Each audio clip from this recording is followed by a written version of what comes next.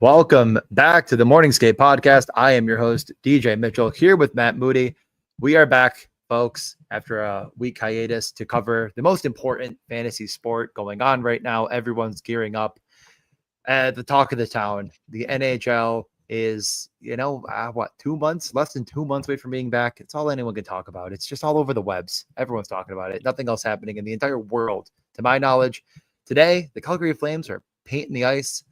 The players returning to Buffalo, so I've been told through the grapevine, getting out there to practice. I mean, what could be better, Matt?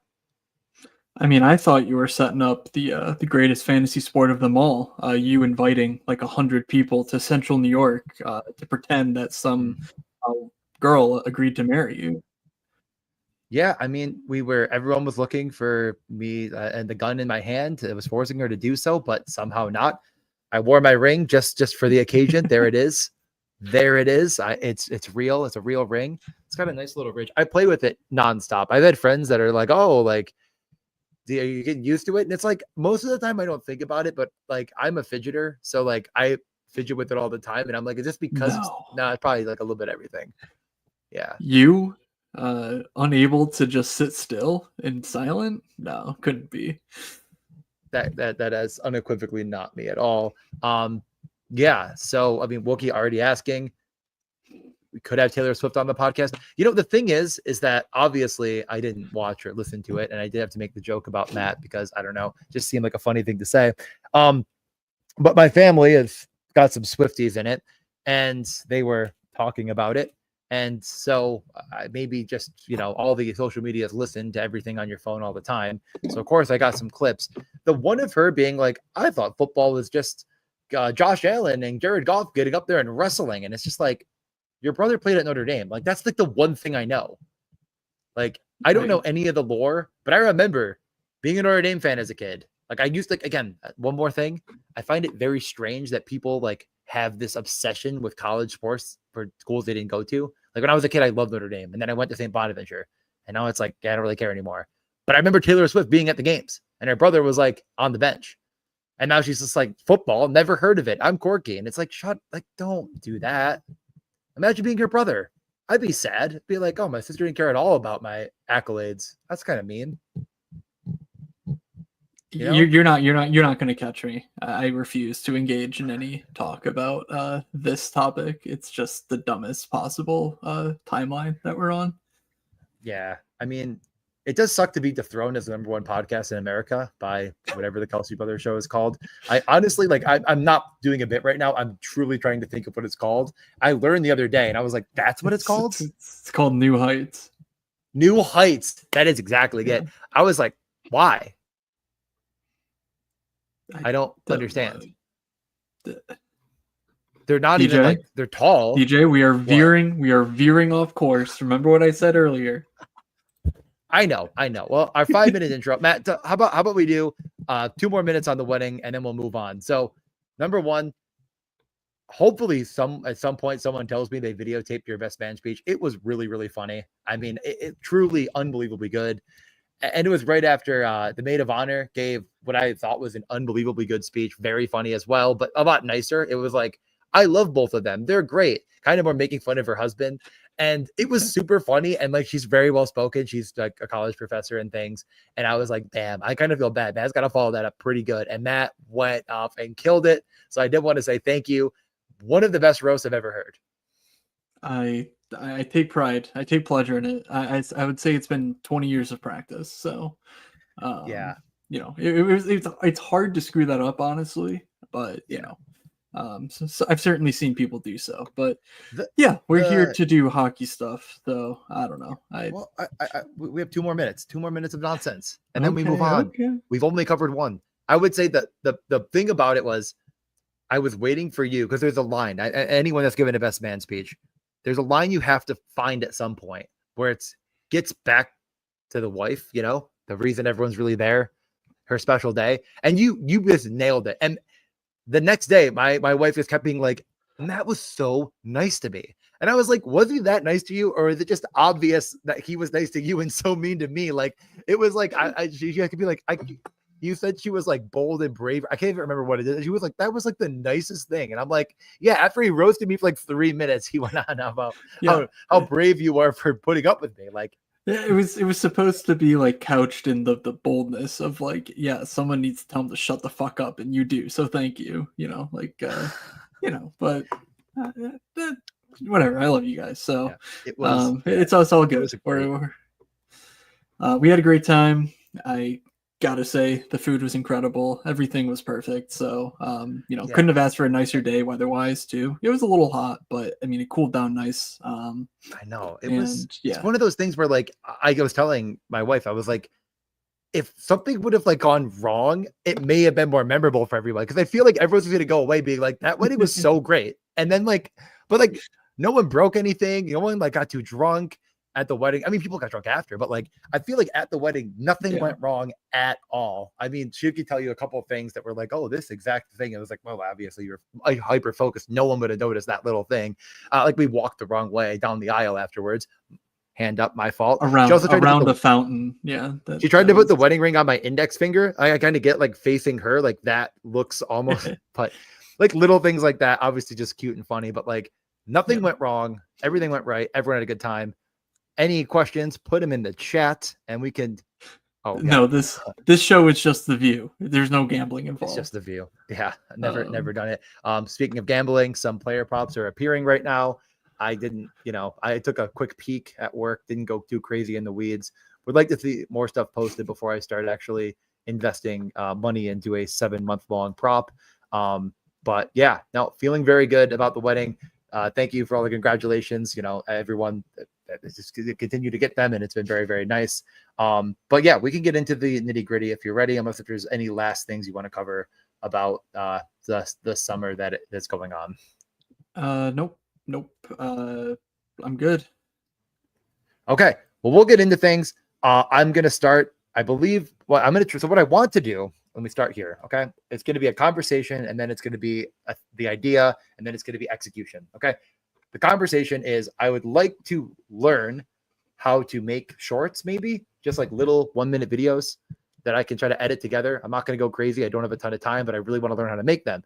And I don't want them to be ultra clickbait or anything. Like, I want them to be good, but the questions that we get surrounding like player takes and stuff, we could sit on here and go on and on about a player take, but in reality, when it comes to just best puck player takes, you know what, Matt, I'm not going to steal your thunder because you said something perfect to me today. You said something along the lines of, player takes are almost, they almost like equate like the well, I'm trying to remember exactly what you said. You remember what you said? Because if you could just repeat yourself, it'll be better than me trying to remember exactly, because I'm going to misquote you. Yes, I was telling you, in trying to prevent you from going down this tangent, that basically player takes are by far the most important part of any fantasy sport, but fantasy hockey we're talking about. So like this best puck draft, like the player takes are the most important. Like if you don't draft the right players, you can do everything else perfectly. It doesn't matter. However, it's also what the community thinks is like the easiest relative to how difficult it is. So it's one of the hardest things to do is, know which players are going to sufficiently pass their ADP and produce for you, blah, blah, blah.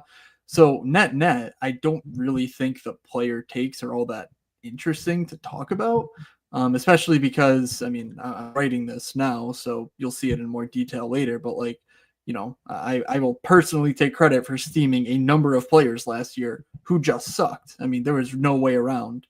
Connor Bedard had a terrible season for where he was being drafted. Cough, cough. He's going around there again this year. But like, you can draft a bunch of really good Connor Bedard teams with stacking and playoff schedules. But if the guy just doesn't do it, then it doesn't matter. And so it's sort of one of those catch-22s where like that's what people want to hear, but ultimately it's not really going to drive results unless you just kind of get lucky, or unless you're really, really good at this, which so certainly some people are, and I believe we would be among the best at that, but it is still really, really hard to do consistently. Yeah. Well, I think, there's kind of two parts of this. And last year I was banging the drum, and I made the joke to you before, but like, I'll make the same joke again, but I don't mean it. But like, I was banging the drums of, and yes, I saw the comment, Mark. I'm going to try to keep 4-player takes into 1 minute. So we're going to see how it goes in a second. But shit. Oh boy. All right. But what I said was last year I was banging the drum of like I'm spreading exposures. Like there are certain players that I'm going to be overweight on, but I'm spreading exposures as much as possible. I felt like there were a couple players where I could push that as far as I could, and that's going to kind of factor into these takes today. But I didn't want to get too bullish or overweight. Like I think it would be very stupid to say I am going 100% this player. Here is why, right? Like if you said 1 through 3, I'm drafting Austin Matthews, right? Like for example, easy example. I think that's an incredibly bad decision. Matt, did you do anything like that last year? Who's to say? Because all 3 of those players, and Matthews, McDavid, and McKinnon, could very clearly take a very large stranglehold on being the best if the other 2 miss any amount of time, or do poorly in the playoffs. Like even if you're right on that take, you could end up getting punished in the playoffs severely if the 1 week that they don't perform or maybe miss a little bit of time, it could completely derail your season. So I am pretty adamant against, going overexposed then. But a lot of my exposures that were really high last year were guys that were much later. Some of them worked out incredibly well, like Dylan Gunther, my highest exposure player, while others, you look back on and just kind of banged my head against the wall with guys like Sam Harrison. And you can say, well, that wasn't really your fault, but it still didn't work. Like who really cares? Like just because he got overworked and started to be bad doesn't mean I won any money for it. Like there's another guy in there that I'm totally blanking on that really sucked. And like Matt Barzal, for example, like he wasn't even great, but he wasn't terrible. Like you weren't severely punished, but then he missed like the whole season and then it's over. So it's like all of this to say, I think it's important. Obviously it's important, but what's important about it is actually doing it in the right context. So I'm going to pause here for a second. Let's see if Matt has anything left to say. And then I'm going to try my 1 minute, 4 players, one of these position in a minute. Did I mention it might only be about a minute? I'm ready. Okay. I'm ready. Oh, it's up here. We're doing it. Yeah, I'm gonna have you time it. All right, hold on. Let me how should I intro this? Like, okay, I got it. Okay, yeah, so this is going to be a YouTube short. So I'm going to pause. Let's start the YouTube short, and I'm only going to fuck it up like a lot, and then I'm going to still try to make it happen. Okay. Editor, clip this. Editor, you're going to clip it right? 12:38. Thank you. Okay. It's NHL Best Puck season, and I'm going to give you 4 players that you should be targeting in your Best Puck drafts. Number 1 at center, I'm going after Quentin Byfield. I understand the shot volume isn't great, but he's turning 23, and people are acting as if one of the most skilled players in the league, a power forward that's coming off of only 7 power play points, going to be more involved in this Kings offense. I'm skeptical that, you know what, I'm already screwing this up because I meant to go to the next one there, and I kept talking. Matt, I'm going to start this over maybe. I'm not good at this. No. Do I try it again? Was it 28 seconds already? Oh, my God. Shit. Okay. This was good practice because I really thought I was doing good and I wasn't even going to be fucking close. All right. Okay, I should have thought this through more. By the way, I was wrong. This is fantastic content. This is tough. There was 28 seconds. You're fucking kidding me. All right, why cut? Okay. We're going to try again. I gotta cut more time. Okay. Matt, give me a point when you're ready. And editor, we're going to cut that last part. Thank you. NHL Best Puck season is here. I'm going to give you 4 players you can target in each of your drafts. Number 1 at center, Quentin Byfield. Turning 23 in the end of August. He is ready to explode with his high skill. What are you writing? What are you writing? What are you doing? You're ruining this. I'm taking notes. You're taking notes. Well, now I've learned I can't look at you when I do this because also, should I just make myself on screen? Because it's going to have both of us and you're going to be sitting there looking like an idiot. Well, is that any different than normal? I literally looked up and you were doing something goofy and I just immediately lost it. Okay. Can I actually pull off the clickbait voice? I mean, so far, how am I doing? Editor, is it looking good? Okay. This is really the last take. This was fun. Okay. I'm having fun. Okay. You got your timer ready? This is the last take no matter what. And if it sucks again, I'm just going to not do it right. I'm just going to get through this no matter what and post it probably regardless. Okay. This was fun. I'm hoping people are enjoying themselves. Okay.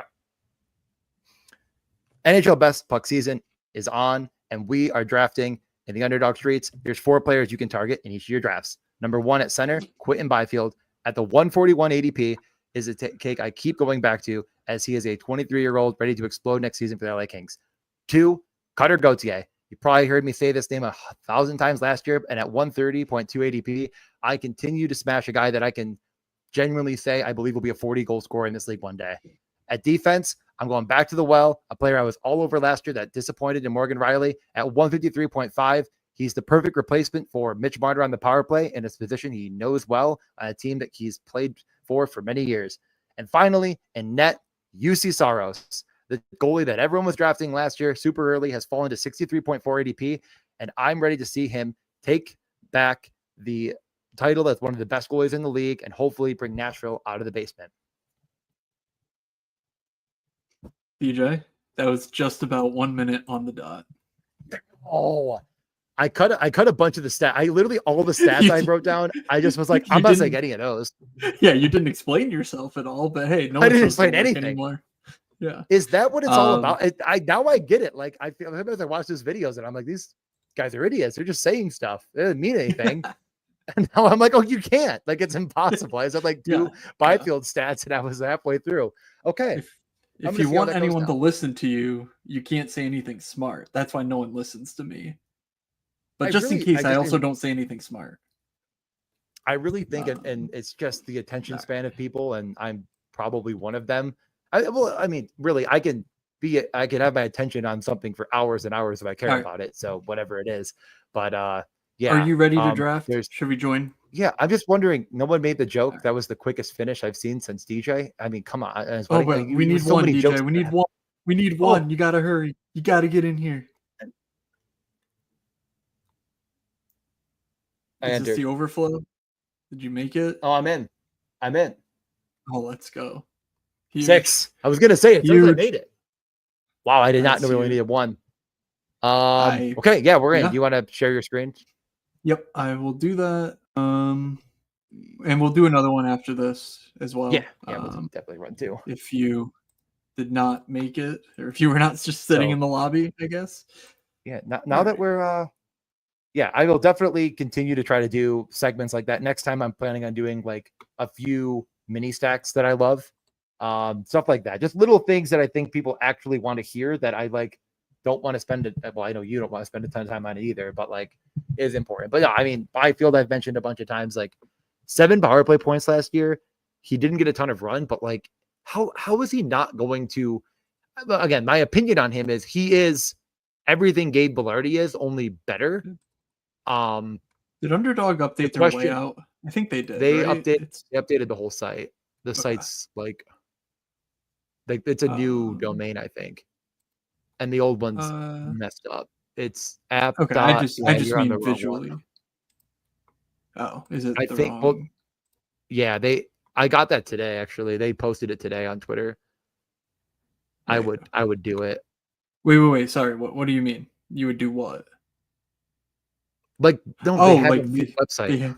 They literally have a new website. Oh, yes. And the old one's super like not working ultra well. Okay. And yeah, yours is seemingly very. Is it a different URL? It's app.underdogfantasy.com. Got it. APP. Watch me. I am on the clock. Thank you. You know, the thing is that I keep taking Kaprizov over Draisaitl, and like I was saying before, I don't want to have like no exposure to Leon Draisaitl or any player of that nature because I will say, again, kind of going through, I would, here's the advice. If anyone's watching this, and I'm guessing it's like the one person that accidentally clicked on this because YouTube populates weird shit. I'm not sure if anyone else has noticed that. Sometimes I'll go onto YouTube and I'll get it like the top video advertised to me, and it's like got 20 views and it's nothing I've ever even heard of. But this one person was listening and you said, you know what, I'm going to try this out right now. This is my advice to you. Go to the sportsbook and look at what the point projections are for these players. Because there's some interesting ones. And like, I think if you're not going to do all your own stuff and make your own things or whatever, yeah, look at that. Doesn't that look great? Yeah, the board does look really nice. I'm trying to figure Yeah. out what to do with us though, so that we can just show the board. Where do you want us? I could just make a new layout quick. I'm just thinking like top right and top left, right? Like just to So you want us like not like this, you want to separate us. basically, yeah, and I think you can make us even a little bigger. Oh no. How do So, I? all right, what does this board look? Oh, I think the draft. Not yet. The draft board thing is broken. It looks like where you like blow it up to a separate screen. Not a huge deal, but funny. Okay. Wait, no. Why? I don't understand why it's doing what it's doing, but you can't even see it. I'm just going to click save and see what happens. I'm on the clock. Okay. What? It like worked and then it didn't do it. Okay. I'm going to try something. Oh, I know why it didn't do it. Okay, hold on. There's not 3 of us. Yeah. I'm fixing it. I'm fixing the problem that yeah, it's because the other camera that I had set up had 2 and it okay. How about that? I thought it was okay, whatever, I'm on the clock. Yeah, that's okay. Fine. You know.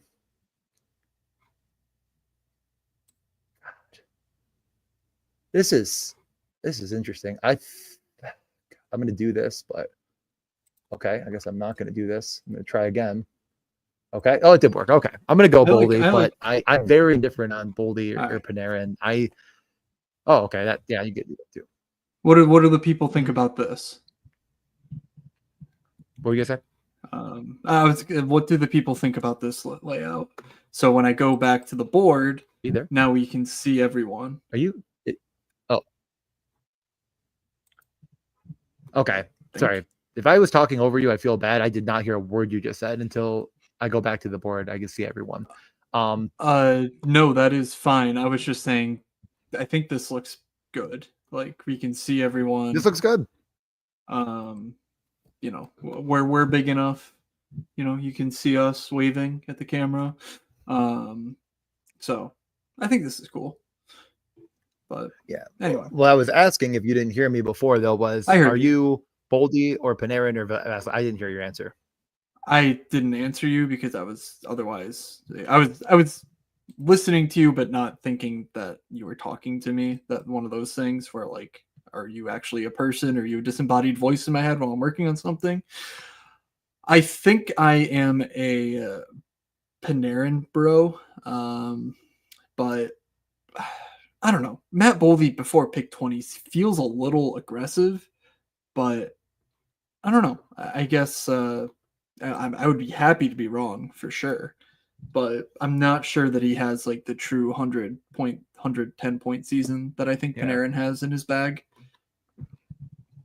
Yeah, I wonder if what I was saying we could see Matt Boldy. Well, Panarin is 90.5 points. And Matt Boldy is 72.5. So you believe it, 100-point season for Matt Boldy. I would suggest betting the over. Are there any players you're interested in hearing their projected point totals per DraftKings.com? Quite a few are listed. Actually, more than I were earlier, I think.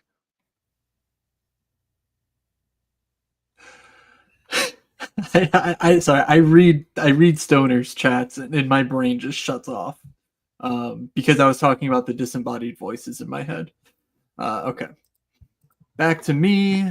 Yeah, you were on the clock and you did not answer my question at all. So I did not. I don't care about the season-long point props. Like bet over unless they get hurt, then bet under. That's basically what all of them are. Interesting. Guess what? Can you guess Ovi's point projection after you took him? Didn't you say on Twitter or something it was like 60.5? It was 60.5. That's right. I did actually. Yeah. That one did post in the picture. Yeah. I think they did. Am I on the clock yet? up to. They did some head-to-head ones, and I was looking at them, of course, because I'm a degenerate. And they did Nachos versus Logan Stankoven point projection, and I was like, that's kind of funny. Like, but what are the odds on that? You want to take a stab at what those odds are? God, Nichas has to be minus 450 at least. Minus 1,000. Yeah, okay. That's crazy, but I was like, I guess plus 600 on Stankoven. That's like, you just can't do it. You can't click those buttons. Like, why even put it up there? Like, that's unclickable. Like, you're to capture the North Carolina market that wants to shiv Nachos on the way out, I guess. Yeah, it's just like bet the basically you're betting on Nachos turning into a true pumpkin or just getting hurt and somehow hitting enough games to make that bet cash, and Stankoven being decent because, like, yeah, no idea. I did like the Joshua Michelli plus Wah versus Marner. Marner's plus money to win that one. I guess in theory that makes sense, but I was like, man, like, Joshua could get like 5 points. I wouldn't be surprised. Like, I'm not saying he will. I mean, like, he could have. If he got 35 points. Careful. People are gonna start. People are gonna attack you for saying that. Yeah. Well, you hated him because he got like sick or something. Like, that was mean of you. But I actually just.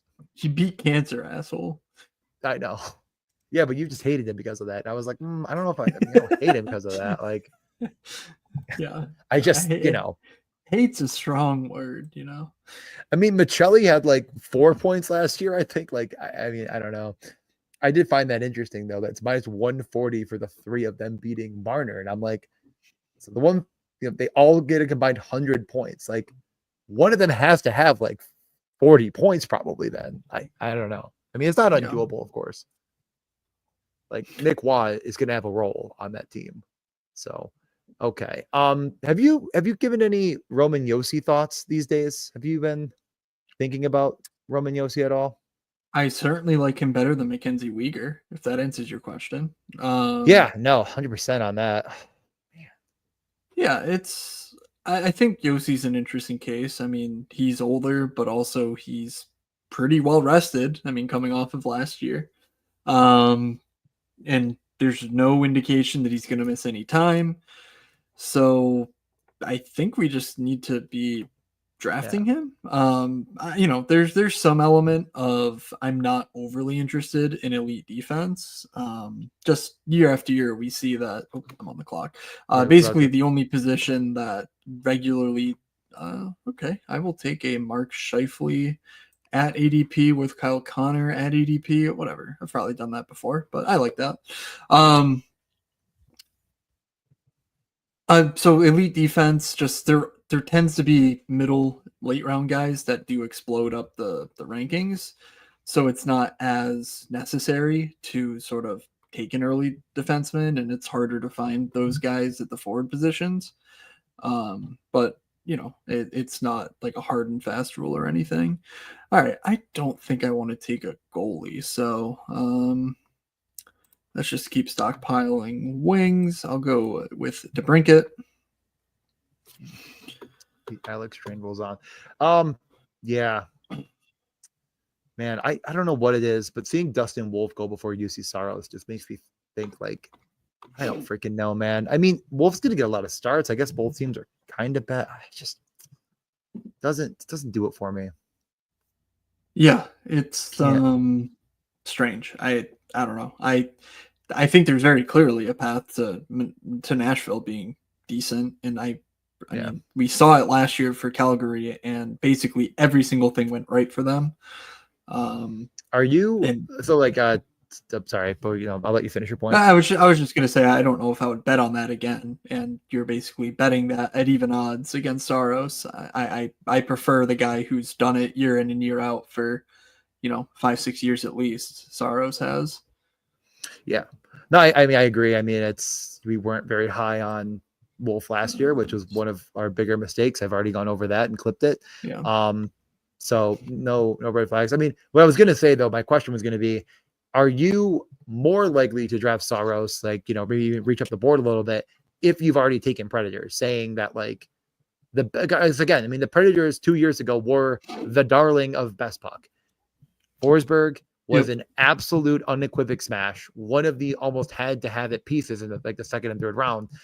Not UC Saros, like he was. I mean, he was one of the best goalies, and Roman Josi was the defenseman that you had to have as well. And it's like easy to forget what once was. And with Josi, it's easier to make the case with his, illness, if you want to call it that. I mean, it's like I can't even. It's almost like partially neurological. It's a very weird situation. I talked to my cousin who's a neurologist about it, and he went over it with me, so I understand what it means. But like, I don't, I obviously don't know as well as anyone with any expertise.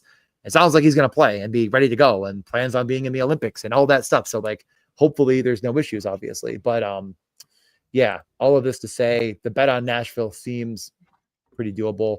A lot of guys I like here at this next pick. Don't know if I have any Eriksson Ek. Is Eriksson Ek boldly something you're interested in? Or are you pretty, I don't know. I mean, I feel like really Eriksson Ek, Kaprizov, Boldy are really pretty interchangeably betting on each other at all times. Like you could compare any of the three because of how much the offense runs through them. Yeah, I mean, it's because ultimately what you're doing with most of these teams is betting on their power play. Like there's so little 5-on-5 scoring in the league that like it's very rare that a 5-on-5 smash season is going to carry you. So the power play is such a necessity, and I think it's pretty clear that in Minnesota, those three guys will be the crux of anything they produce on the power play. So with that in mind, I do like it. I'll just take Konechny. I don't have a ton of him, but let me ask you, and I don't remember if maybe you have it up, maybe you don't. If you have Matvei Michkov, is there a flyer that you're more likely to pair? Is Konechny of interest? I mean, obviously you said the power play, but do you feel right now like we just don't know? Yeah. Yeah, I don't like Konechny's price to the point where I'm not overly interested in him with or without Michkov. Like it's just not a huge priority of mine. But I would like to get like an Owen Tippett in there. There's no guarantee that they play together, so it's a little dicey, but I think it's a decent enough bet just because Owen Tippett, if he hits, is such a rates guy that like he's gonna hit in a big way. Yeah. All right, I will grab Jordan Binnington. Yeah. Just stack up some Central Division goalies. That was my hope, but it is gone. Your hope is gone. But I did take a share of Trevor Zegras earlier because I think I maybe discounted a little bit how good his season was in Anaheim. The 1 year he was any good.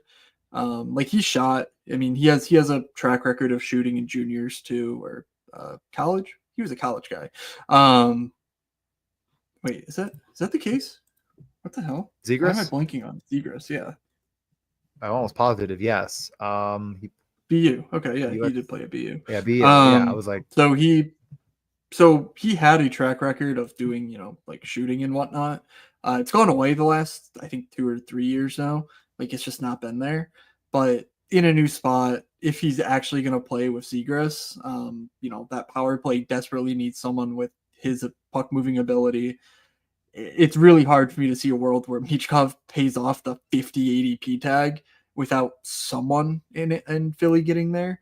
And I'm mostly waiting on guys like Tyson Forrester and Bobby Brink and, whoever else you could think of. I mean, I don't think I'll ever take Sanheim, but like the Jamie Drysdale of it all, like on the power play, I'm just waiting for Camp to do anything super crazy like that.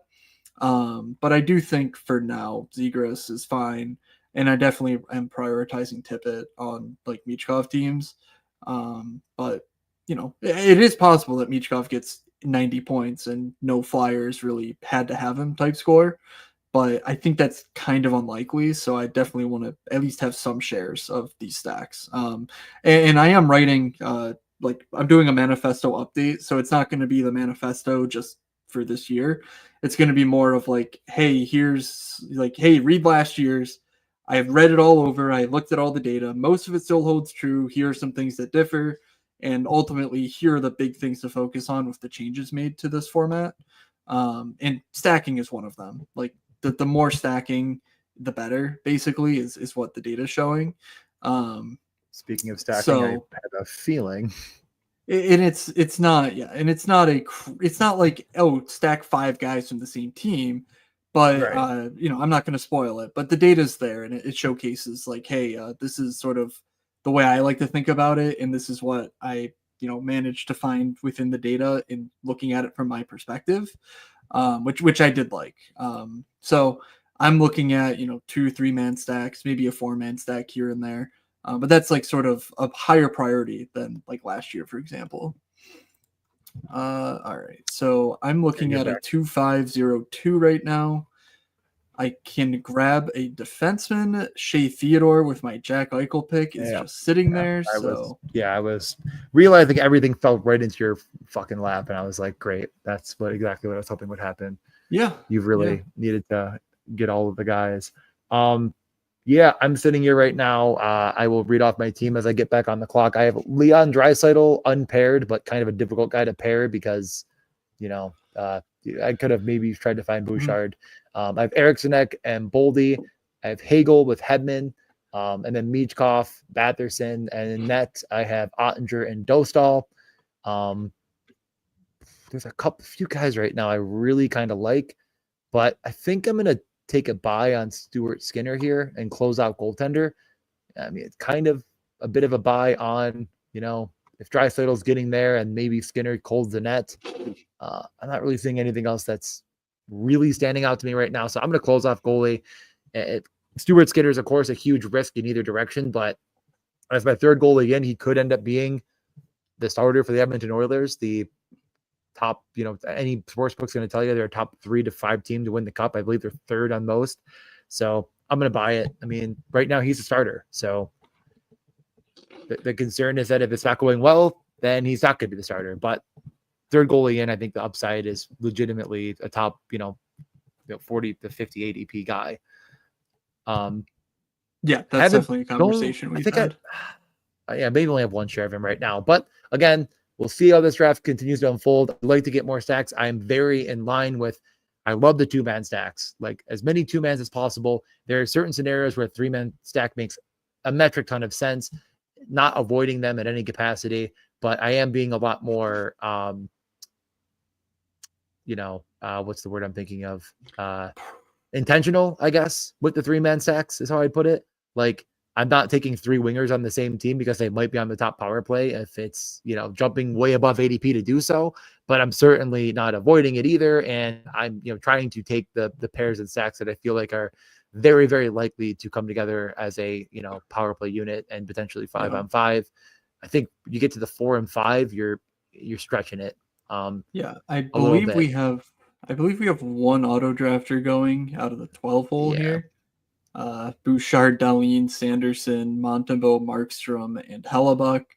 Only 4 forwards through 10 rounds. I'm going to say that's a no-no. So that would be everyone else I think is on track. With a decent enough build, and I also recognize most of the names. I guess Royalty, 4 centers already. It's not like insurmountable, but only having 2 wings through here is going to be very difficult to recover from, and maybe that's just auto draft too. So, decent lobby so far. Yep, I take your advice at the 11.6 and grab Owen Tippett about 9 spots above ADP, with Matvei Michkov just being slapping around. But I think that's a situation where I don't mind jumping a little bit. Especially given the circumstances there in Philly, where new coach Tocchet, hopefully, if it's, I'm not thinking it's going to be, Zegras, Michkov, and Tippett or anything like that, but man, what if it is? Hey, look at that. Jake Chikrin falls in. This is a guy I'm loving to click right now. I think Yeah, me it's too. sooner rather than later for the John Carlson, like losing the power play one gig. We saw last year they went to 2D on the power play at times, and ultimately he can get there even without the top power play. So he's just a volume guy. I really like Jake Chikrin. And when I already Spoiler have alert, OV I like and both Wilson, defensemen at that's cool. ADP. Hey Like I like now. them both. Yeah, I Oh, don't mind there taking you Carlson or Chikrin, and I'm definitely willing to click on either, especially when I'm stacking. Actually, I was go. All right. between taking Batherson or Wilson, and I feel like I keep taking Wilson at that spot, This so I decided to spread a little bit with Batherson. Like Tom this Wilson is might not shoot. interesting. Mhm. Oh, I'm okay, yeah. wondering if these guys are almost too perfectly correlated for it to be like a huge thing in baseball. Because um, uh, basically the thing with stacking is only one guy can get the goal. So like, if it's not the first line that's nuking for Winnipeg, now I have Connor, Shifley, and Velarde. It's like I don't have the coverage of they're on the power play, but they play separately 5-on-5, or one's a defenseman. And it's like these guys are going to be on the ice together all the time, barring injury. And having basically if one guy scores, all three guys score is almost too risky. But I'll try it. We'll see how this team fares. But I can't think of a time where I've full stacked a line like this, and that one that's been so obvious, the way that Velarde, Shifley, Connor is. So it all fell into place at EDP though. So let's just try it. But those are some thoughts I have on it. Yep, I had Quentin Byfield all ready to get selected. I was going to do my little victory lap, and Anthony said, "Yeah, go fuck yourself, buddy." Let's So go. I will grab Charlie McAvoy. I'm not sure if I'll get another Bruin or not, but obviously there's plenty of Bruins to draft if you want them. After Pasternak, it gets pretty quiet out there for the Boston Bruins, and he'll be my second defenseman in. I'm trying to get the oldest blue line possible, so leave Eric Carlson for me. He was just golfing with Rasmus Dahlin. Potential Ooh, Sabres trade target? Question mark. I like. Oh, Darlene for Carlson. Who says no? Nobody. That sounds like a fair trade to me. Fair trade. So yeah, I have the 2-5-2-3 rolling right now. I know who I'm going to select with my next pick, but it's gonna get a little tenuous potentially. We're gonna see. I had a plan. DJ's gonna sweat. The plan. Right. The plan. No, it's not even a sweat yet. Who is DJ sweating here? There's 3 people before I pick. I do not believe the next person will take. Wait. There's 2 guys DJ, I really like here. All right, no, DJ went Boldy, or DJ went Boldy over Panarin, so it's not Zibanejad. But my debate is, I mean, I feel like this is obvious. Well, I don't know what your team is. I'm not. Let's see. Okay. Was there an Ottawa guy? Yeah, Cousins. Yeah, there is. Right? Yeah. There was Cousins. I just like Zibanejad, I think, more than Cousins is my problem. Well, you better take him before he gets back to me, because it's not even like a sweat. I just feel like I'm wrong to take Cousins over Zibanejad. Yeah. Like that's a dumb idea. Yeah. But I mean, again, like this is kind of the scenarios you get into sometimes, though, where it's like, well, I don't know. I think I'm going to take Dylan Cousins here. I'm going to leave Zibanejad. I'm going to do the plan. I'm going to stick to it. Very anti-Zibanejad, but I think 150 is absolutely, he should probably be gone by then. Like I think at 135, I'm not really grabbing him, but I think he lands in the 140s, mid 140s, and that's correct. And I think you could argue that it's probably actually quite a steal. He goes 1 before you, Matt. So my apologies. That's okay. I'll survive. But I mean, Cousins is an all grades player. I mean, he plays hard. I know you said if you mentioned hits at all, I'm going to kill you, but like he does do all the things. And if he gets back to scoring 30 goals like he did at like 20 years old, I mean, he could be an absolute smash. It was my debate last year. Like, I mean, again, a guy I was wrong about. I was wrong about this guy, but it wasn't like, I could live with being wrong about Dylan Cousins. I mean, he's within Buffalo, and then he went to Ottawa, and he seemed to finally not be horrendous. Yeah, we'll see what happens, but yeah. So right.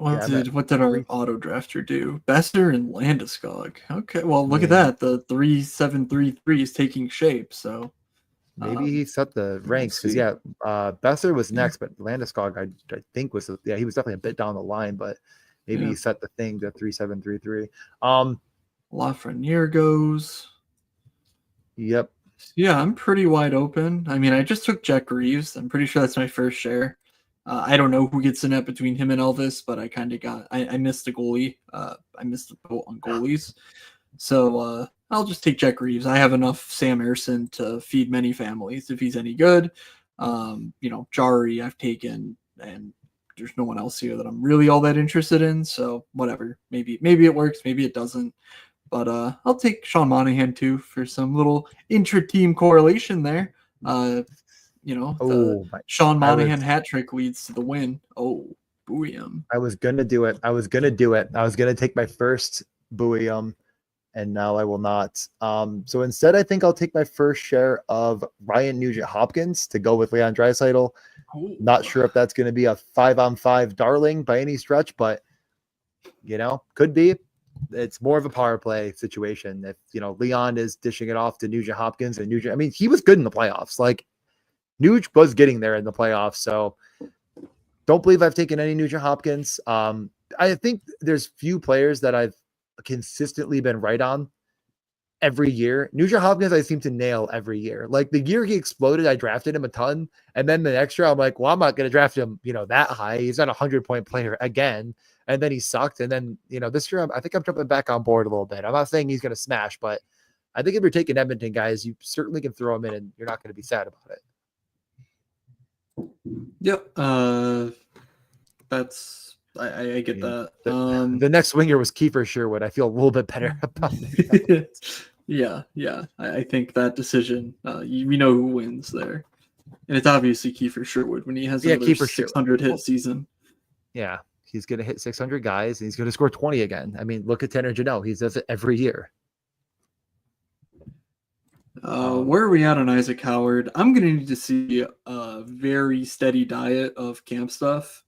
Isaac Howard's a guy who basically had one good college season. He has that late first round draft pedigree, sure, but like he was aggressively average. And then he went to Michigan State and just blew up for, I don't know. Like, I mean, I really don't know how to explain the statistical outlier that his season there was. And ultimately, there's just other guys that I'm willing to lose money on that are, flyers, basically. So I'm not taking a huge flyer on Isaac Howard, but, that's why we keep powder dry for camp when, actually, the last 3 weeks, it's been, Savoy, Draisaitl, Howard. Okay, that's pretty interesting. Like maybe you start getting those guys because they're not, they're not Vasily Podkolzin. So it's fine if you want to take him, but I would be careful with it, I think. Just given we don't know what the playing status will be. All right, so I need a forward and a defenseman. I'm on the clock. Chabot, Ekblad. I'm going to Stark Kreider just in case. Buchnevich is. I'm going to take a Pavel Buchnevich. I don't think I have any of him. I don't think he's great by any stretch, but not many options here are. So works for me. Would you have taken Brant Clark or Colton Prieko with my? I went with Clark. Went with the upside. McCurd takes Prieko. I think Brant Clark's a better pick there, but yeah, okay. I am vindicated. Right, so I want the defenseman. Comfy click is Zellweger. Do I have anyone else that makes sense here?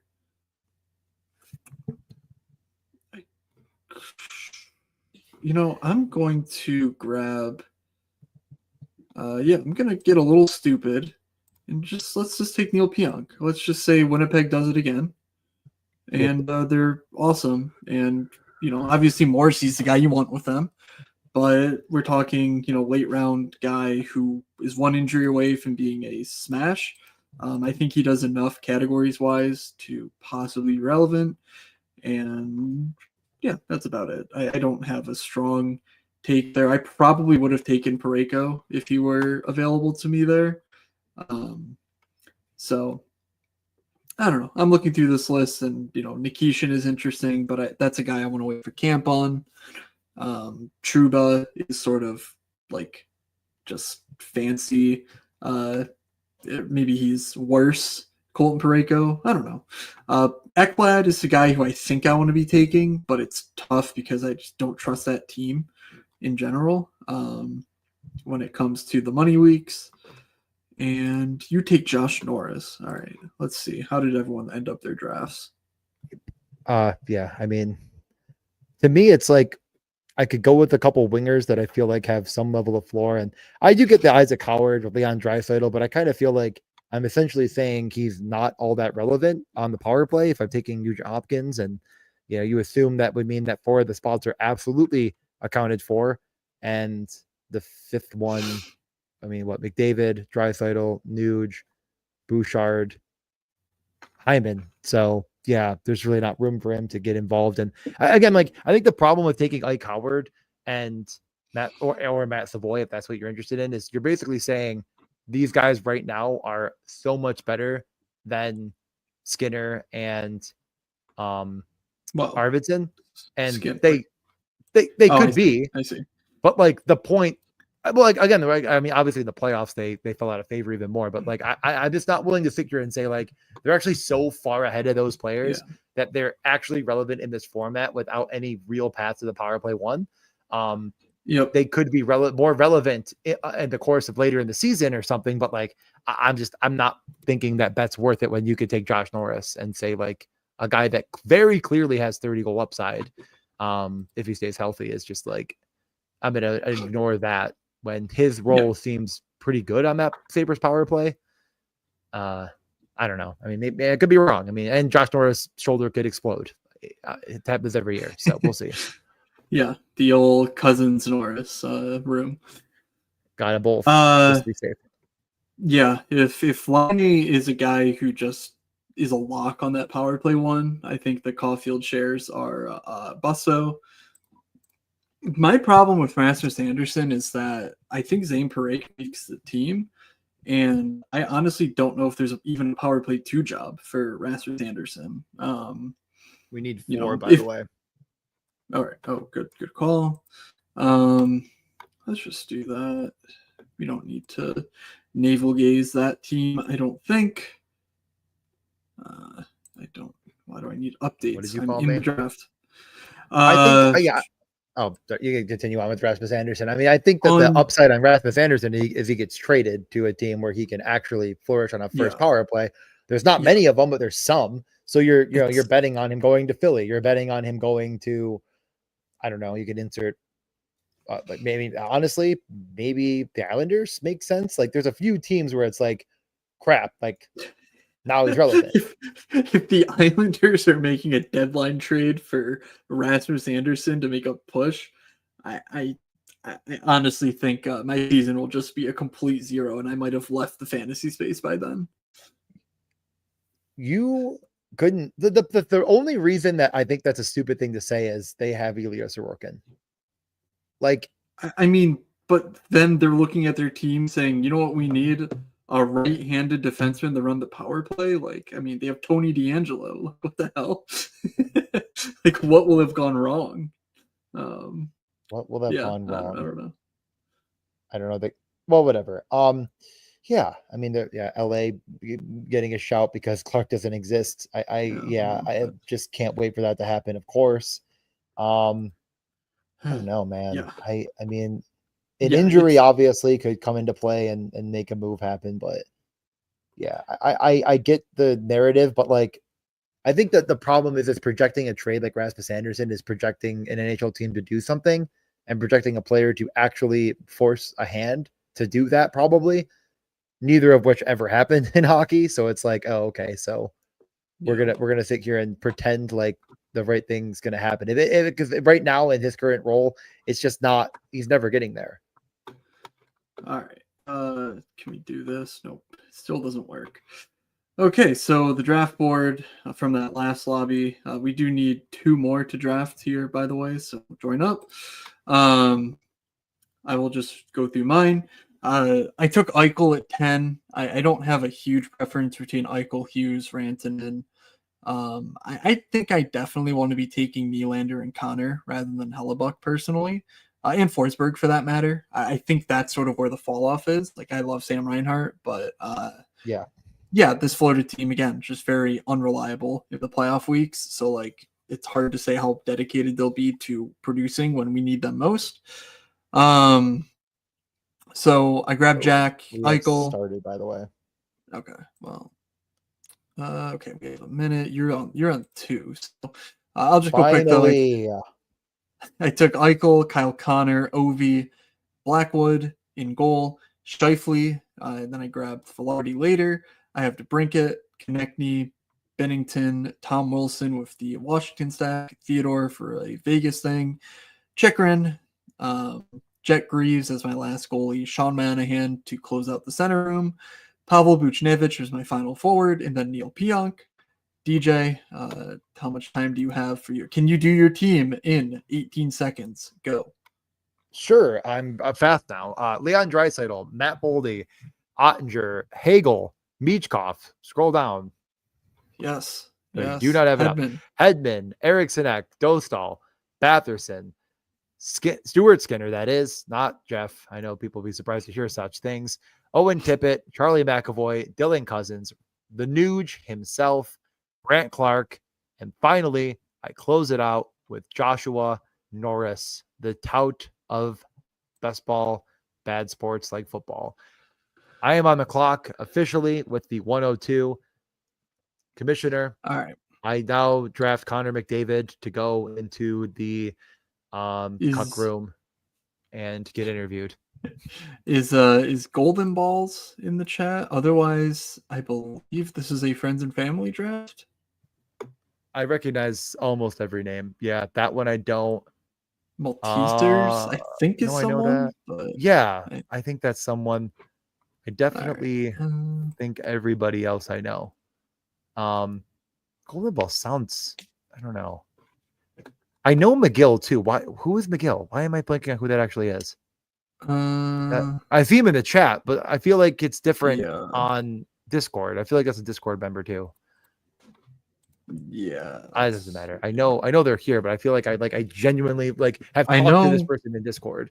That's why I'm like, I mean, there is a McGill in Discord, but maybe it's just McGill. They could have an alt. I don't know. They could have an alt that they joined twice or something. I could just be stupid too.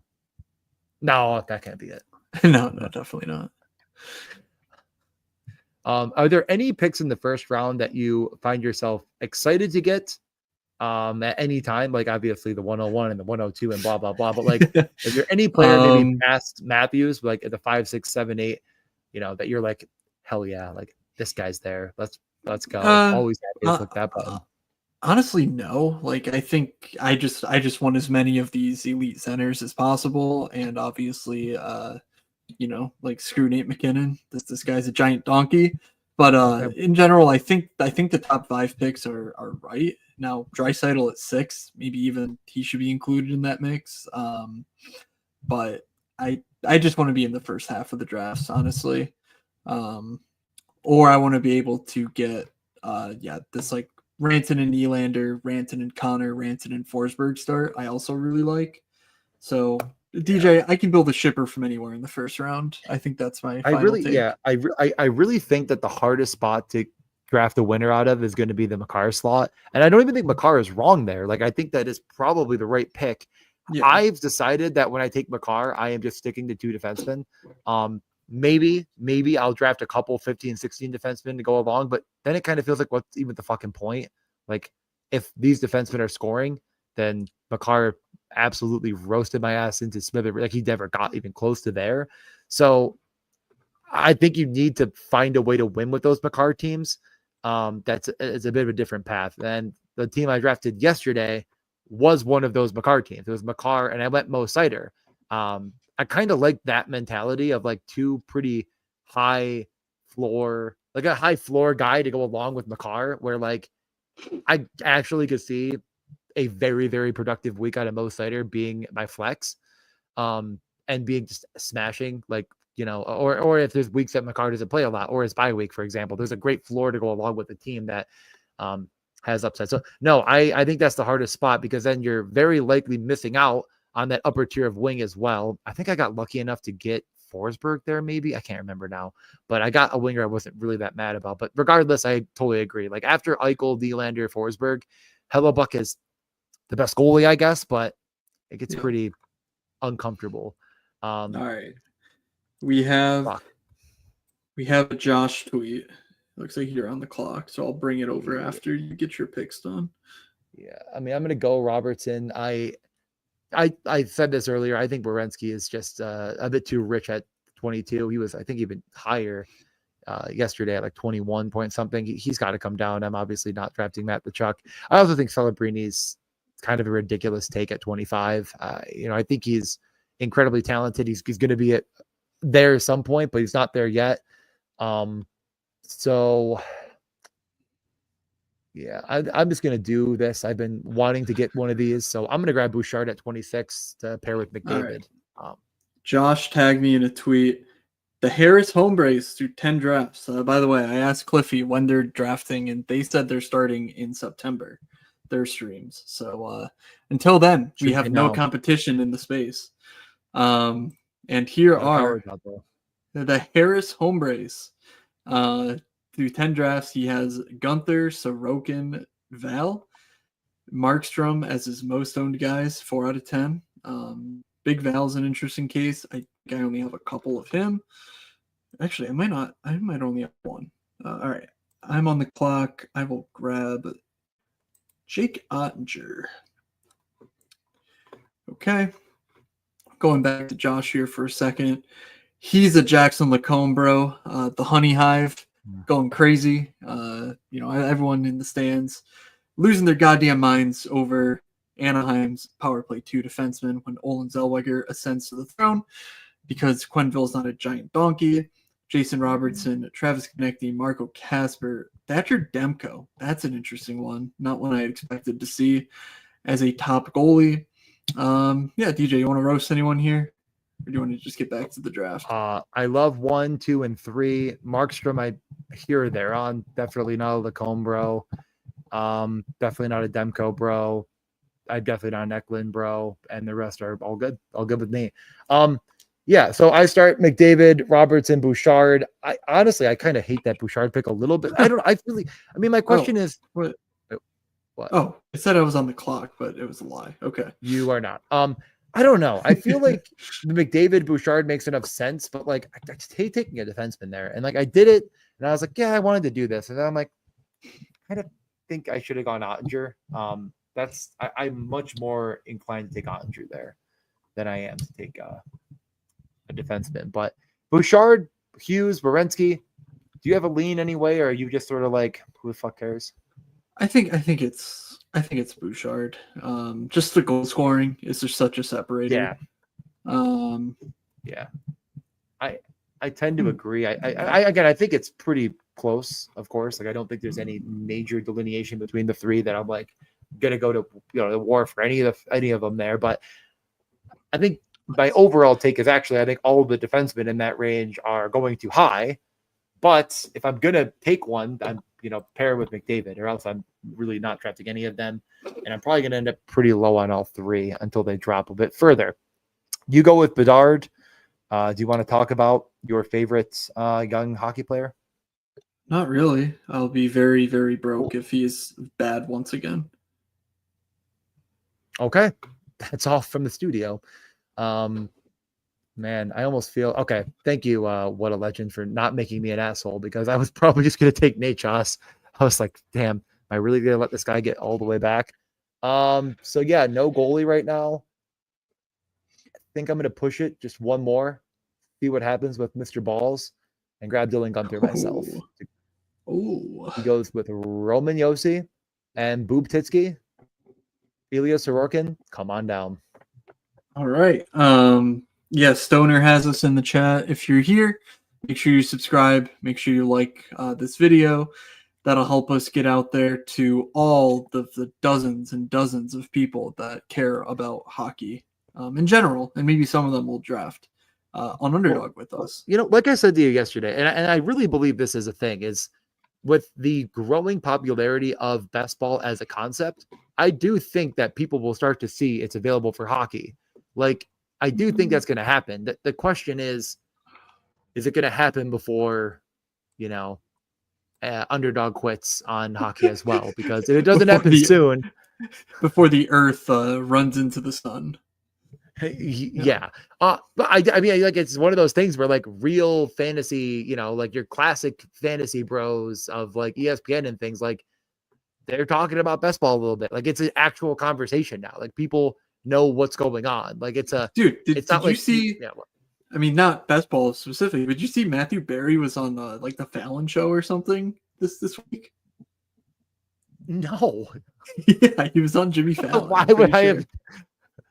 Cool. I don't know. I haven't watched Jimmy Fallon ever. Just yeah. Like, okay. That's cool. Yeah, I mean, I guess that's cool. Good for Matthew Berry. I'm sure it was hilarious. Jimmy Fallon probably made a funny face or something. Okay. You know, our president had some nice things to say about the episode. They're friends. So I hear. And who's our president? Is it Kimmel? Again? He's mad at? I don't know. Everyone's mad. Tim Robinson was on Jimmy Fallon.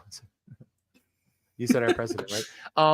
There was actually, this is so off topic, but I was gonna say my fiance, my wife sent me a clip, and it was what's her name? I think it's Amy Poehler, the lady from Parks and Recs, and she does a podcast. I think every famous person has a podcast now. We started that trend, by the way. Very cool. Yes. And she had Michelle Obama on, and I don't care at all about any of this shit. But the point is that they were talking about how their kids like don't realize they're famous, and Amy Poehler goes, "Yeah, like."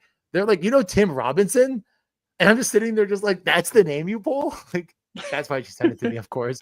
But I'm just sitting there thinking, like, do rich, like, famous people go around being like, haha, I think you should leave is funny? I doubt it. The point of all of this is that was my most interaction with that nonsense going on in the world. I mainly just focus on watching hockey highlights. I don't know what to do. I'm just going to take your headman. It doesn't I took matter. him last draft. Yeah, nothing matters. Just click names, print money. I was really thinking about grabbing the Raymond Larkin at the turn if it got there situation, which would have been crazy, but it did not get there, and thus is no longer crazy. I went to Google. Who is Tim Robinson? No, I went. That's a question in the chat. Yeah, I know. I get that. I went to Google Matthew Berry Kimmel because I wasn't sure if it was Kimmel or Fallon, and it's Matthew Berry killed dogs. So don't start that rumor out. Don't start that rumor, people. Matthew Berry did not kill any dogs. This is not to my knowledge. Apparently, you don't know Tim Robinson. Stoner, do you like to laugh? All right. He was on Fallon, by the way, in case you were wondering.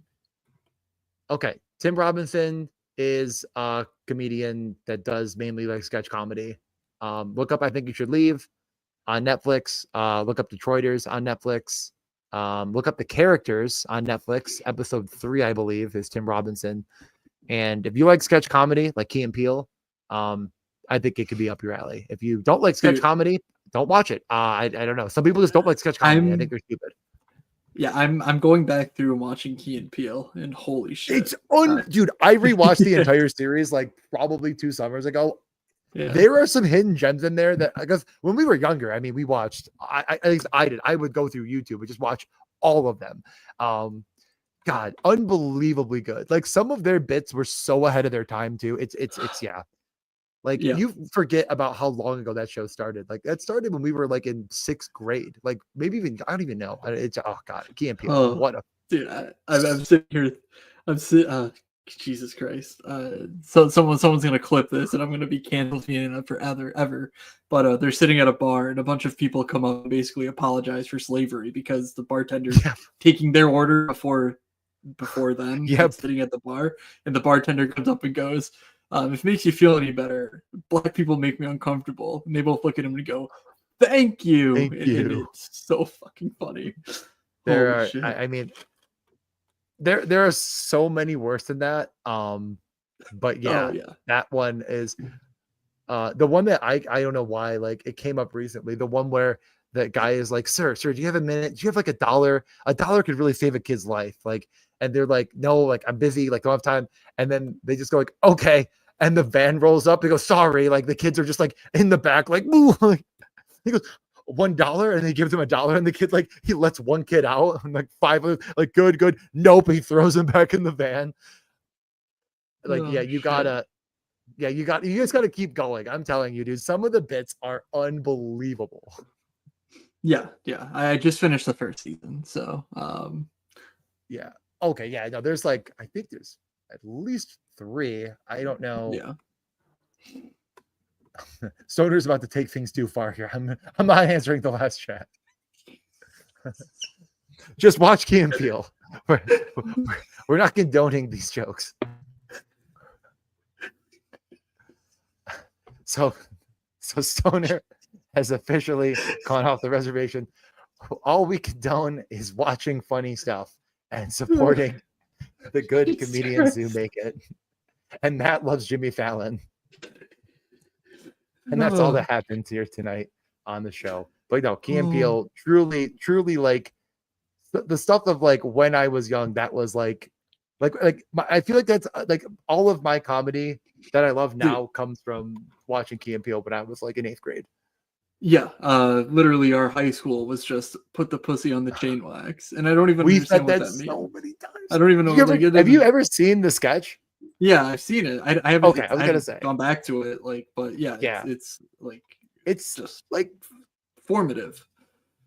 All right. Okay, now I believe I'm gonna miss the goalie questions. train here, so I'm gonna grab Swayman. Did I watch Friendship? Of course I watched Friendship. I went to the theaters and saw it. I go to about 1 movie a year in theaters. And every time I go, man, I like going to the movies. I'm going to do that again soon. And then I go a whole year without going. Yeah, I haven't. I give, so yeah, we won't go through a full synopsis, of course. Yeah. And of course I would suggest, I'm sure it's going to be streaming. I think it's worth watching. I give it a solid B. Like it was funny. It was good. I think I'd rather it not been an A24 movie. And again, I'm admitting my knowledge on movies is pretty low, but it just felt like they're like, what if we try to make a really like interesting point about, male friendship dynamics? And it's just like, yeah, it's a Tim Robinson movie. Like it's supposed to be like, it's funny. Like you don't have to, I don't know. Call me crazy. Actually don't call me crazy or I'll cry. I haven't been on the clock in a while. I want to make a good pick. I want to make a pick that's going to get the people going. I have someone queued. I have 3 Oilers on this team. God. So I'm going to take a 4th and Dylan Holloway. He's still on the Oilers, right? They wouldn't have possibly let him go for nothing. Definitely not. No, yeah, that is true. Okay, good. Yeah, he's pretty good. And I think he's good at hockey, so I think I'll take him there. Holy shit. I will grab Nazem Kadri. I was just looking at tennis results. Yeah, tennis. I'm watching too. I managed to hold under cash thanks to Atman beating Holger Rune. Let's take a peek here at Tom Olsen's team. He went Rantanen, Nylander, Kyrou, DeBrincat, Fiala, with Shesterkin and Blackwood and Wyatt Johnston. I mean, yeah, I think you could reasonably only go 5 wingers on that team. I think that's probably fine. I don't see any problem with that. All right. I feel like my team is just slappy central with Michkov and Bedard, so I feel like I just want to lean into the bit at this point. I do want to keep tabs on goalies, but ultimately, I think I need to rely on Victor Hedman to pull some votes for me. So, yeah, let's just slap it up. I mean, one of these guys has to be good, right? Adam Fantilli, Bedard, Michkov. Like, if I just take all the young guys, like one of them would be good, right? I have very little Fantilli. I don't. This actually might be my first share. We've talked about him. I know we did. By the way, a few weeks ago, we went through every team in the league, maybe a month ago at this point. So if you want, like, some real sicko hardo shit, we did like 3 episodes where we did an hour on 10 teams in the league, and then we did a draft, and then the next episode we did the next 10 teams and another draft. So that's out there if you want to go listen to it. Obviously not a ton has changed in the past month and a half, so that's out there for you to go find on DJ's YouTube channel here, if you missed it. So that's where we talk about every player on every team, but that's in general. I'm not high on Fantilli because the role is going to be tough. But if he's as good as he could be, the role will just be there because he could be that good. I think, I mean, again, like I talked about Byfield before, and like they're very different players with how they get there, but I feel like Byfield's more cemented into a potential top power play role than even Fantilli is. So the fact Fantilli is going 102 just makes me nervous. I don't think I'm not a comfortable click, but obviously the upside in the form. I mean, he went third overall, right? Yeah, he went third because Leo Carlson went 2, but certainly a guy that profiled to be a fantasy monster. And the reason he went third was not because he wasn't going to outscore other players. So I went over Tumble's team already, but we can do it again if you want, Matt. No, it's fine. It's fine. I just hadn't I hadn't seen the question. I just saw you talking about it. So and if you're not in the stream, Stoner is still making inappropriate jokes, which will only be in the stream and not make it past it. So I'm just you're missing out. Keep taking Shea Theodore, I guess. I hate to miss out on goalie here, but we'll see. We'll see how that goes. Shea Theodore after ADP is just going to be hoovered up by me with no Pietrangelo. Just a lot of fun. I'm going to thank McGill for taking Stuart Skinner and not forcing me to do it again. I'm in an interesting spot here. I was going to take Miro Heiskanen, and he's gone. So scratch that. I think I might do the thing here I haven't done yet. Yeah. Let's do a thing I haven't done yet. Drum roll, please. Steven Stamkos. Dammer time. I think there's a real world where Stamkos puts up a good enough score to reach his value at 119. Like last year at 19, I was skeptical. I was like, I don't know. That doesn't seem very good. 119. I'm like, okay, now we're talking. I mean, obviously, I feel like last year I asked you, like, how far would Stamkos have to go down the board for you to take him? And it wasn't that far. But it was not 119 far, but it was nowhere close to where he was being drafted. Yes, I do want to be in on Stamkos this year, just because, again, it's all about the role for me. We know he's got the talent. We know he's got the goal scoring ability. So I just think he's in such a locked in role. I mean, we're talking about guys here who, like, I think Stamkos can beat everyone in round 9 and beyond. So me too. I absolutely do. I think he should land a little bit higher than 119. I think we're buying. I mean, again, like there's a few things that will happen pretty universally, and then it's not only because of other sports, but I do think the football impact on what our perception of players are does feed into other sports. Like a player in the NFL can go from having, the equivalent of 40 goals to the equivalent of having a Steven Stamkos year of last year and obviously be done. Like that's it. They're cooked and they're never coming back. They come back in hockey. Players have off seasons and then come back. Like I just think that the biggest places of buying are on players that have historically been incredibly good. And now sitting here and saying, you know what, actually, I'm just going to not buy on them again because I think that they're actually absolutely cooked. And like you're on the clock, by the way, Matt, with whatever you're doing. But Stamkos might be a bit of you got the thing, but you're on the clock. I'm slappy to steel, staring up into the sun. Does that work? It does look like the sun. I don't know how do you make a steel noise? No one knows what you're holding though. Well, that is true because I was going to unveil it. Yeah, I was going to unveil it. What? Let's see. The cord. The cord Yes. is a little. I need to like back Oh, up. where'd you get it?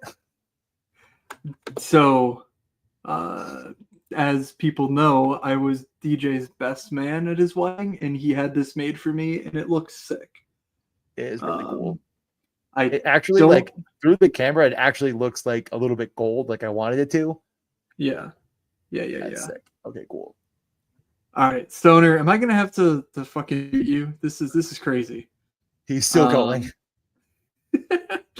All right. So anyway, I was being blinded by the sun because I am just slapping it up with this team, and I took Cutter Gauthier at pick 126. That took so long to get to that joke, but it was worth every second of it. Yeah, I mean, you need to build out the podcast studio now that you have the light. Yeah. That will help your lighting in your basement. But that's part of the charm, I think. That's what gives me legitimacy as a fantasy analyst, is that I just live in the basement. I also like that every Swolecast episode they answer one of your questions, and the last one had Best Ball Virgin in it, and everybody party belly laughed all at once, and I was like, "Damn, that was a good." Sometimes you watch something and you're like, "Damn, I really wish I would ask that question." That was good. Yeah. I mean, I was literally writing my update to the Best Puck manifesto, and it just struck me to ask, hey, what do you think Mike Looney's ruined about drafting? Because I don't know. I don't like, I haven't drafted a football team since, I mean, I did the randomizer draft with those guys, but I haven't drafted a football team since April.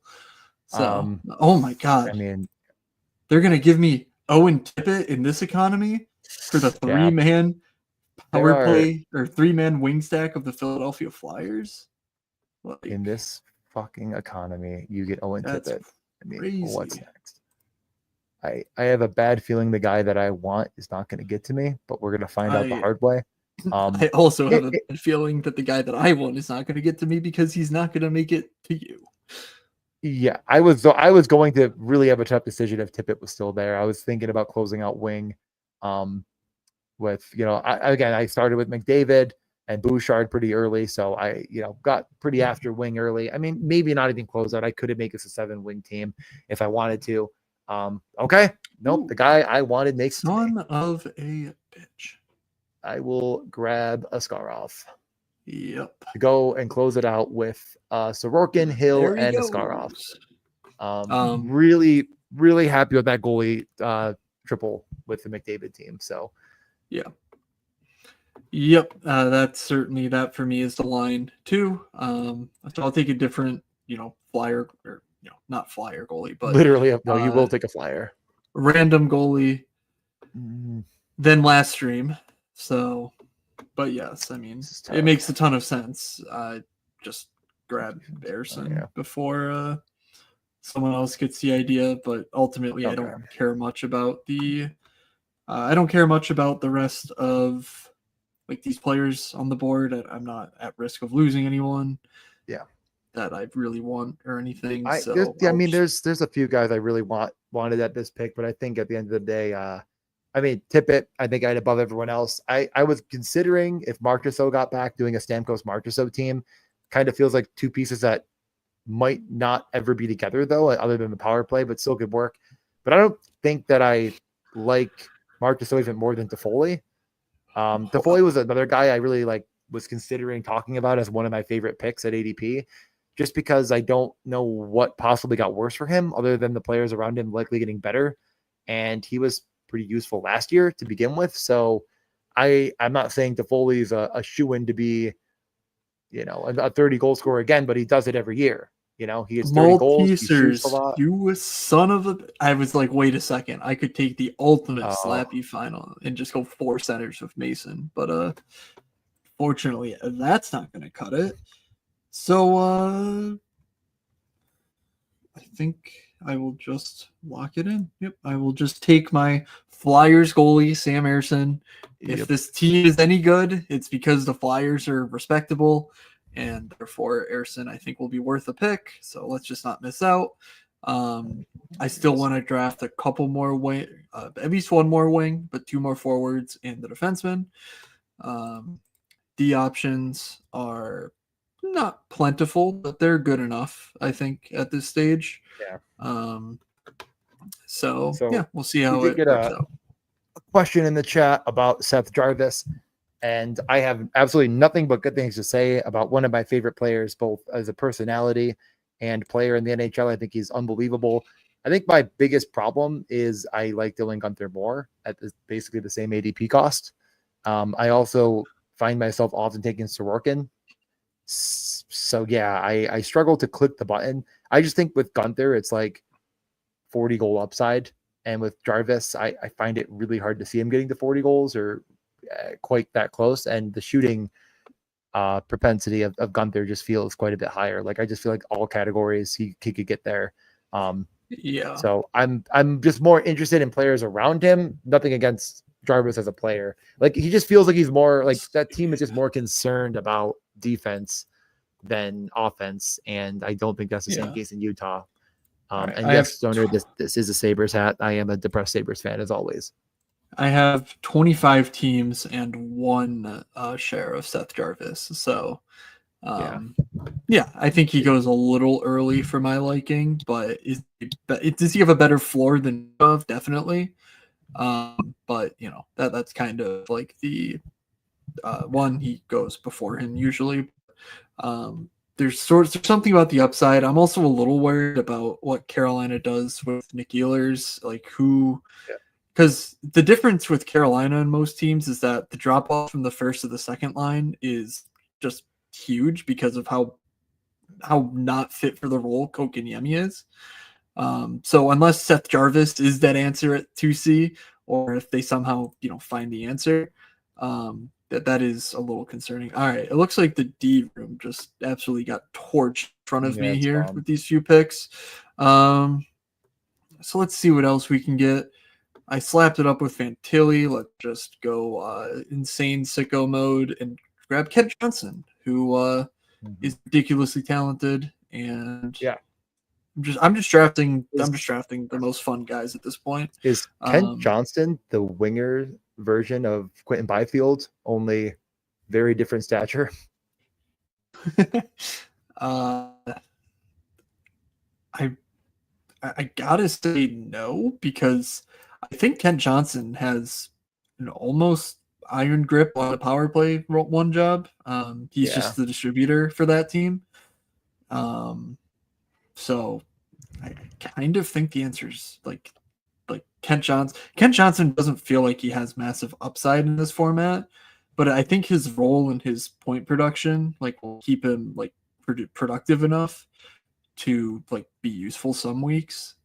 Which is a little bit like, oh well, he's not one of those rates guys, but I actually think he's sort of got a sick enough grasp on the power play one and the points percentage on that power play one that that's gonna keep him elevated floor wise for most of the year. So, but we'll see. I just like the talent, I like the profile, and I needed a forward there, and I have one other guy in mind that is a forward. Otherwise, I was just kind of gonna go click a name anyway. Draft board. I think draft board. Man, you know what? I'm gonna do it. I have McDavid. I have Kadri. I'm gonna throw a Matt Coronado onto the Kadri fire here and just say that that's the power play. And then finish with a center to go along with my McDavid Kadri, a guy that I'm not sure who yet. I think that the three centers is the right call here, and I should add one more wing. Like I said, I feel very, very comfortable in net. I took Bouchard early. I feel like my defense with, by the way, Bouchard, Montour, and Luke Hughes. Luke Hughes is just like a guy that I don't love. I like him a lot at ADP, but I feel like I was really high on him going in. I kind of, you look through more and you're like, it kind of feels like Dougie Hamilton could eat too much here, but on the same token, we did start to see that shooting take a pretty big swing in the right direction before he got injured. So I felt pretty good about this. Also Brett, thank you for that. Yeah. The new site does work really well and the board looks sweet. So yeah, if that pop-out thing comes back, but not a problem. It looks really good. Yeah. I mean, this is pretty cool too. up to $1,000 bonus funds when you make your first deposit. So We can't see yeah. your screen anymore, by the way, if you're trying to show it. Wait, how long did that happen? Wait, oh my god, I did I that didn't with the notice until- Slappy Steel. That's what happened. That's why people were like, "What's going on?" Oh, I didn't Holy even shit, notice. that is I so was. funny. I mean, I'm looking at the board right here the whole time, so I guess I really wasn't paying that much attention. Funny. That is so good. I saw this comment and I'm like, oh, I was on the I wasn't on the right tab. I was on but yeah, that is literally what. Jesus Christ. Okay. Here's the draft board, people. Oh my god. Tom takes Mackie Samoskevich. That's sick fuck. That's a sick thing to do by a sick person. Is it the Bedard Donato team? Yeah, this is Right? a Bedard Yeah, Donato team. That makes so much. Yeah, I'm very high on Donato. And Yeah. we're closing it out. I Ooh, have Cole 3 Perfetti. centers. That's Yeah. a take. I like that. Well, I mean, who is going to take the Ehlers role of maybe being on the power play and maybe not every night? You know, definitely Cole Perfetti. That is 100% his Oh job. my god, we're just at the end, and that's gonna fall. You're not looking at me. That's me. Okay. Shit. Yeah, that's Get just DJ you. in. Get DJ in. Look at Yeah, that. I mean, The green screen fell apart.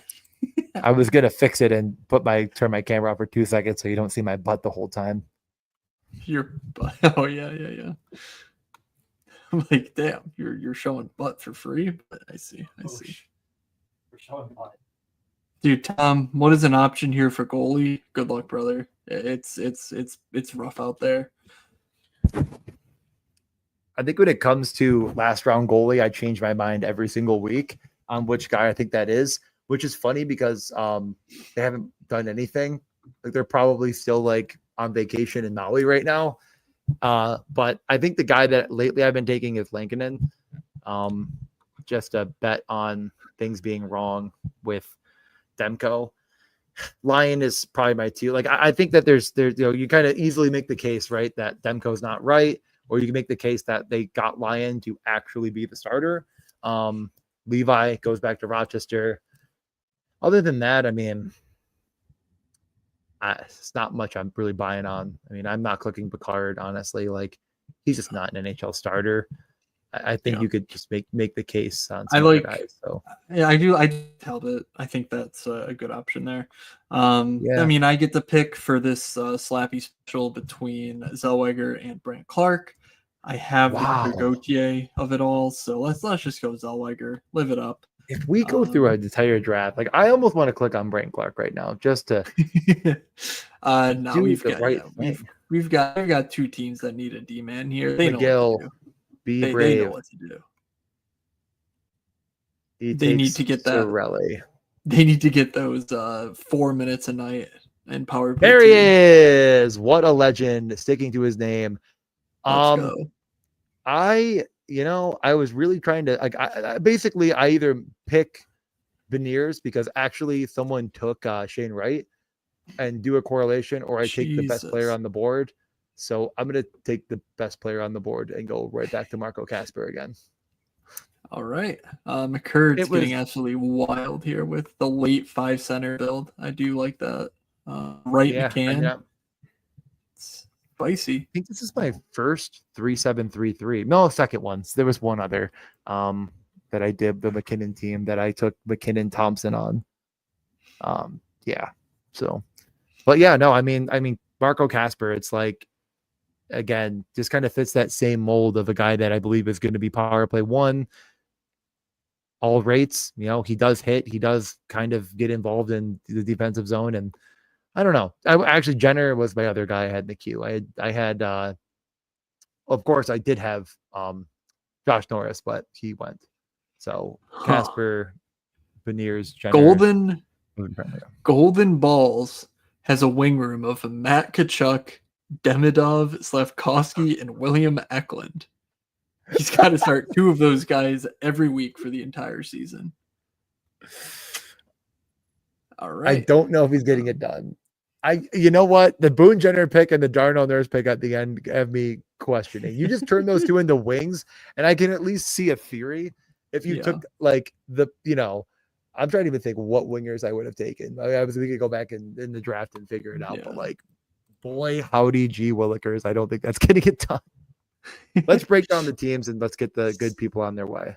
Yeah, Stankoven and Kreider, and I'm sitting here going, all right, good job. You know, that's kind of where I'm at. Yeah. All right, the good people here. Now let's just start with your team at the 2-hole. Sure. Obviously, if it's either McKinnon or McDavid at the 2-hole, you take who you get. I take McDavid at my first share. I believe, honestly, I'm pretty sure I have a few McKinnon teams because I've gotten 2 and ended up being McKinnon. At the turn, you hope and you pray for the right guy to fall. Jason Robertson is the always escape route. Matt the Truck, of course, as we've mentioned, is very, very unlikely to start the year.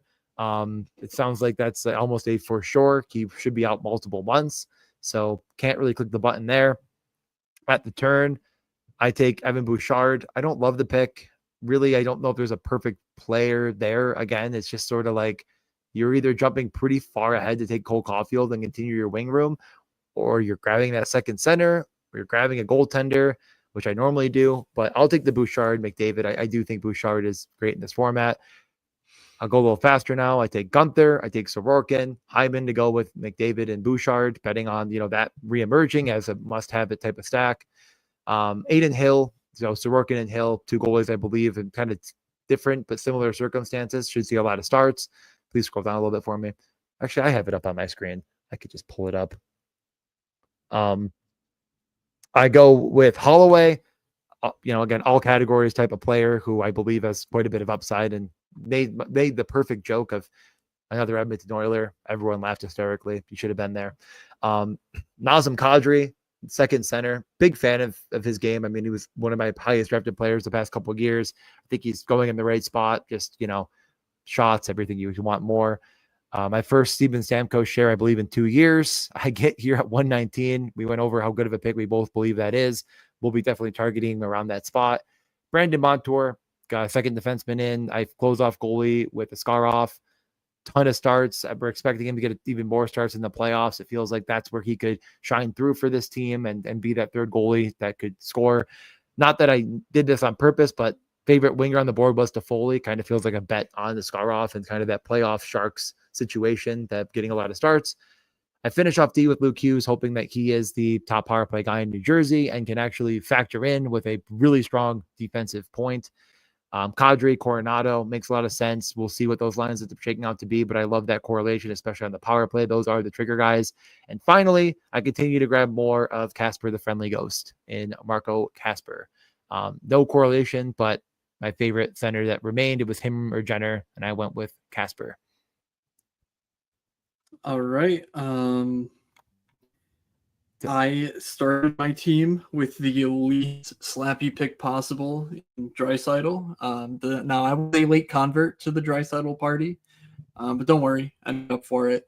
Panarin, Ottinger, Connor Bedard, Michkov, Hedman, Konechny, Swayman, Fantilli, Theodore, Cutter Gauthier, Owen Tippett, Sam Ersson, Kent Johnson, Ryan Donato, and Olin Soldier. I mean, we've got Stacked, we've got Flyers, we've got Ducks, we've got Shea Theodore. I mean, literally, the only thing I was missing here was a Mr. Alex Ovechkin. And that's just about the slappiest moods room possible. So the old 3733, in reality, it's all about the friends we made away. And I really hope that you all enjoyed my $15 because if this team does well, I'm having a great ass season. But something tells me that I won't get to be happy this year. Okay. I think we could probably close it out.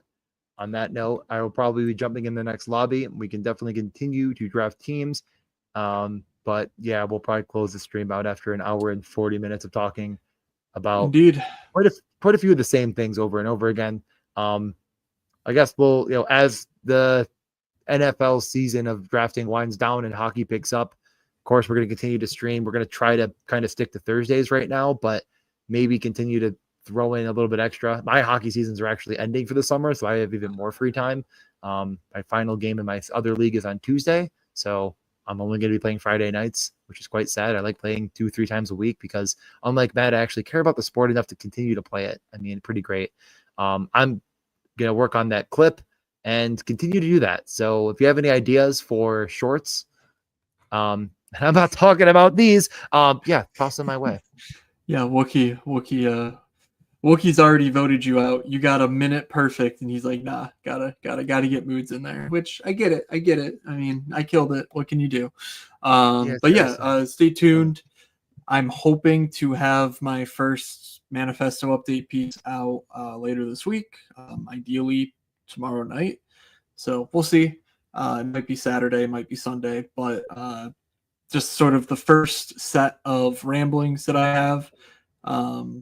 And yeah, I think what I'll do somewhat soon is maybe next week I'll do like just a stream where if people want to come talk about like the article or like any of the data from last year, we can just go through it on video. Because frankly, I don't know if I have it in me to write, a full set of manifestos. It's just, it was a lot. I don't know how valuable they'll be because not much has changed. And yeah, it's a lot of organization and stuff. So if that's the kind of thing you're interested in, do, leave a comment or let me know in Discord or whatever, because, I don't want to do it if it's going to be like 4 people.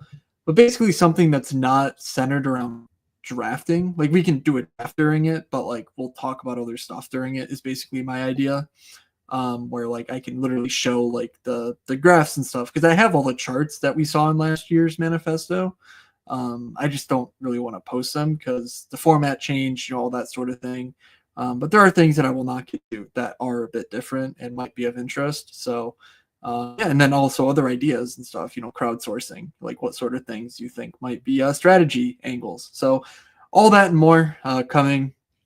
moods.beehive.com, the Discord, Moinscape Pod. Just DM one of us if you're not in there somehow. And yeah, we will. Fans. What? Yeah, DJ does need to pay for that wedding, so make sure you go subscribe there. Don't forget. My wife actually texted me and said, you should tell the stream that we got married and are in love. So I said we talked about the wedding already, but she wanted me to say that, just in case anyone was wondering. No longer a best ball version, just a virgin. Yeah. All right. Mark, is there going to be an EV analysis as part of the ramblings on a username level? No, but I do have that if you want to see it. So yeah. I do have like the EV setup for last year's setup as far as like the format and everything. So yeah, that'll be part of it. If we want to talk about that, definitely hang out or let me know. So alrighty. Thank you all for hanging out. I'm at Fake Moods on Twitter. DJ's at DJ_Mitchell94. Go watch Tim Robinson related content. That was the main takeaway of the stream. Definitely. Draft whoever you want and watch. I think you should leave on Netflix. I'm just here for the zip line. Aren't we all?